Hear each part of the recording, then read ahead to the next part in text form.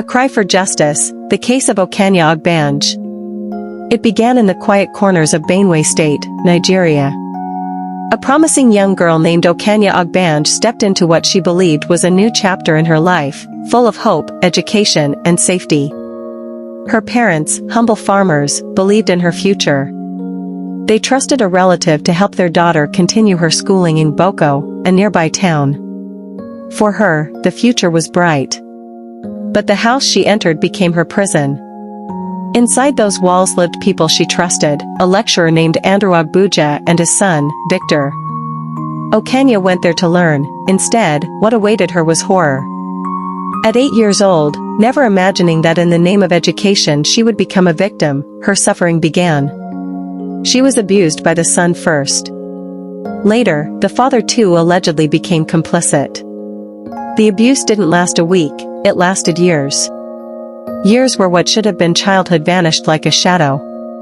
She attended school, smiled in class, but inside she carried secrets too heavy for her body to bear. After feeling faster, I came back home. I went to Federal Medical Center in Makodi here. I spent 2 months and 5 days there, so they discharged us.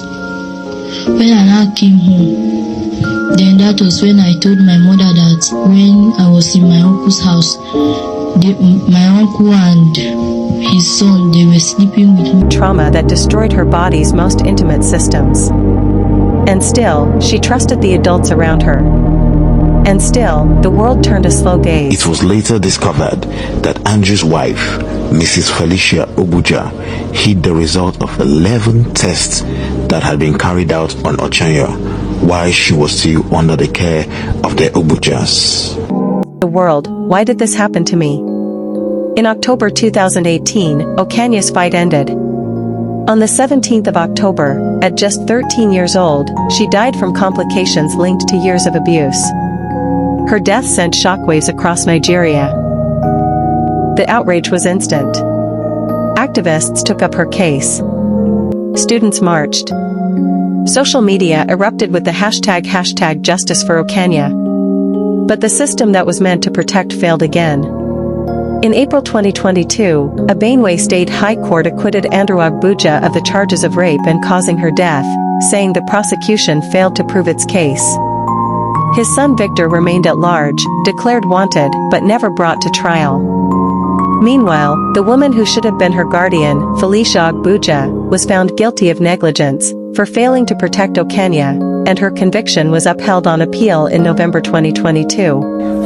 The case made headlines not just for its tragedy, but for the glaring injustice. How is it that a girl can die and her alleged abusers go unpunished? 7 years later, in 2025, the public's cry grew louder. Nigerians pulled the case back into the spotlight, demanding Victor's arrest, demanding a new justice. They asked, why is this still unfinished? Social media erupted again. Protests resurfaced. Communities refused to let her name fade. Ochanya's story became more than just one girl's tragedy.